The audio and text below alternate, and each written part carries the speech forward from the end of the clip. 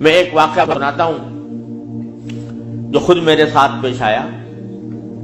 میرے پاس کئی سال پہلے کی بات ہے، جرمنی سے ایک صاحب کا میرے پاس خط آیا اور انہوں نے اپنا حال یہ لکھا کہ میں پاکستان میں تھا اور وہاں سے پھر میں روزگار کی تلاش میں جرمنی آ گیا. جرمنی جب آیا تھا تو اس وقت دین کا کوئی احساس میرے دل میں نہیں تھا، دین کی کوئی فکر میرے دل میں نہیں تھی. میں صرف دنیا کمانے کے لیے جہاں پر آ گیا تھا تو نہ اپنے دین کی کچھ خبر تھی، نہ معلومات تھی، نہ اس پر عمل تھا. لیکن یہاں پر رہتے رہتے میں نے ایک کرسچن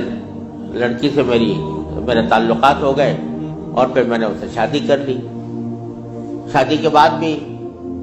کوئی دین کی طرف رغبت پیدا نہیں ہوئی، کوئی احساس پیدا نہیں ہوا.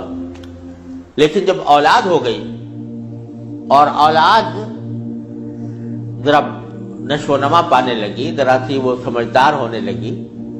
تو اس وقت میں نے دیکھا کہ میری کرسچن بیوی وہ اولاد کو کرسچینٹی پڑھا رہی ہے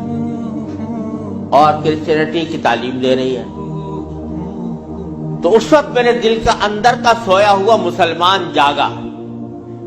کہ یہ میری اولاد ہے اور یہ کرسچن بننے جا رہی ہے، میری بیوی اس کو کرسچینٹی پڑھا رہی ہے. تو میں نے اپنی بیوی سے کہا کہ تم اس کو یہ کرسچینٹی مت پڑھاؤ. بیوی نے کہا میں کیوں نہ پڑھاؤں، یہ میری بھی اولاد ہے اور میں اس کو حق سمجھتی ہوں تو اپنی اولاد کو بھی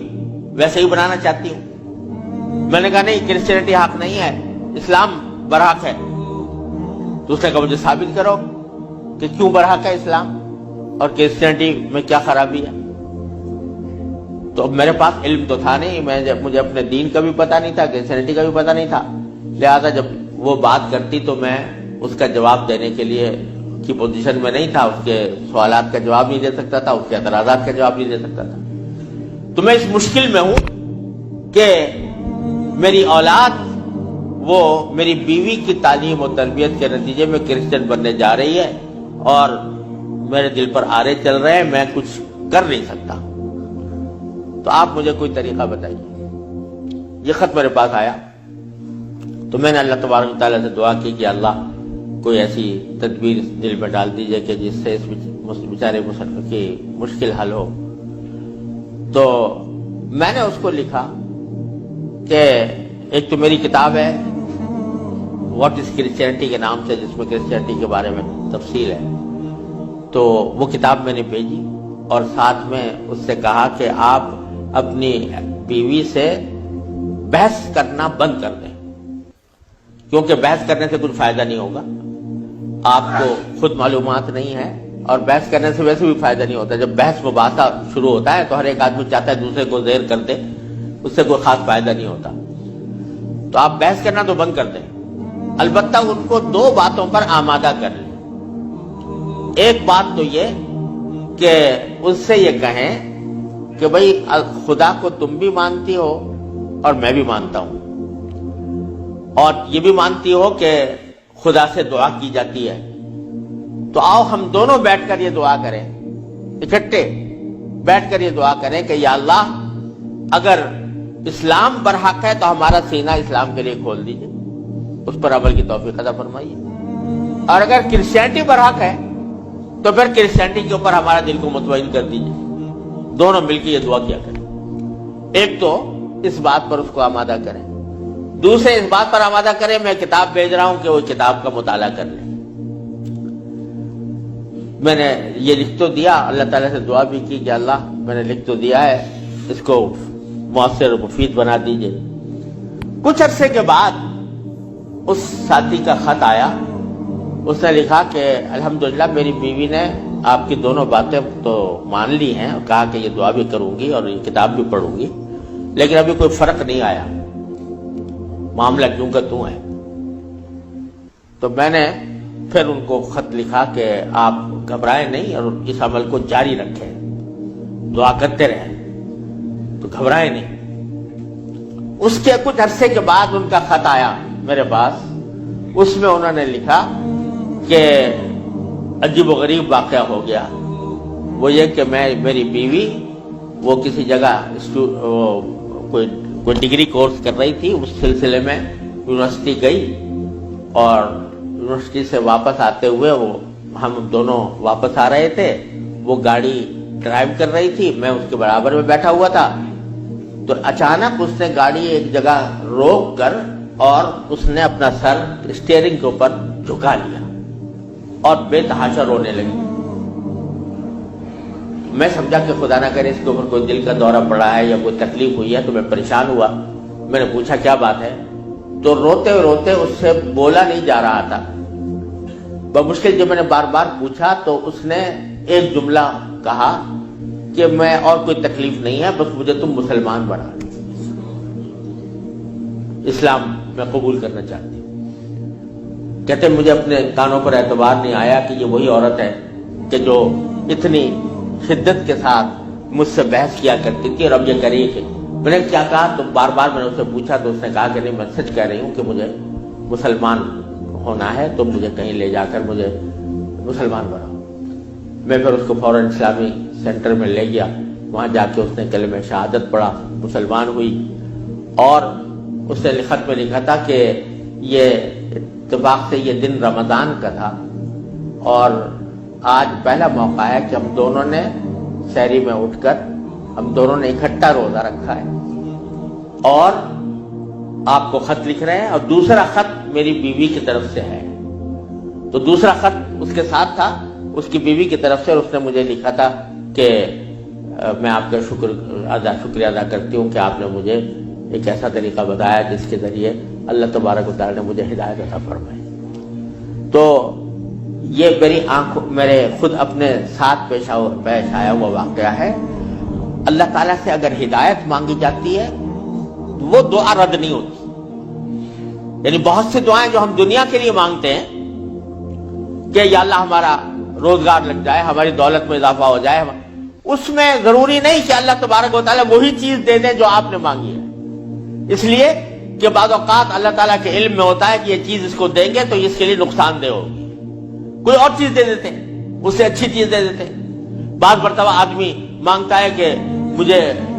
میری دولت میں اضافہ ہو جائے، لیکن اللہ تعالیٰ جانتے ہیں کہ اس کی دولت میں اضافہ ہوگا تو پتہ نہیں یہ کس وادی میں جا کے گرے گا، لہذا وہ نہیں دیتے اس کو، لیکن دعا کا ثواب اس کو دے دیتے ہیں۔ اسی طریقے سے بعض اوقات دنیا کے بارے میں اگر یہ ہو کہ بھئی یا اللہ میاں مجھے محسن فرض کرو کہ بیمار ہے تو شفا مل جائے، تو بیماری کے اندر بعض اوقات اللہ تعالیٰ جانتے ہیں کہ اس کا بیمار رہنا ہی اس کے حق میں زیادہ فائدہ مند ہے، تو وہ بعینی ہی وہ چیز نہیں دیتے لیکن اس سے اچھی چیز عطا فرما دیتے ہیں۔ یہ اللہ تبارک و تعالیٰ کی سنت ہے دنیاوی چیزوں کے بارے میں۔ لیکن اگر کوئی ہدایت مانگے سچے دل سے، یا اللہ مجھے ہدایت دے دے، یا اللہ مجھے سیدھے راستے پر چلنے کی توفیق دے دے، یا اللہ میری اولاد کو سیدھے راستے پر چلنے کی توفیق دے دے، تو یہ دعا رد نہیں ہوتی، اور یہ دعا ضرور قبول ہوتی ہے بشرطے کہ مانگنے والا ہو، سچے دل سے مانگے، خشوع کے ساتھ مانگے، اللہ تعالیٰ سے مانگنے کے انداز میں مانگے، تو اللہ تبارک و تعالیٰ وہ دعا رد نہیں فرماتے۔ بلکہ میرے شیخ حضرت عارفی رحمۃ اللہ علیہ فرمایا کرتے تھے کہ اپنے اللہ میاں سے جب کوئی مانگو تو مچل کر مانگا کرو، یعنی اپنے اللہ میاں سے باتیں کیا کرو، کہہ دیا کرو یا اللہ یا تو مجھے ہدایت دے دیجئے ورنہ آخرت میں مجھ سے مواخذہ نہ فرمائیے گا،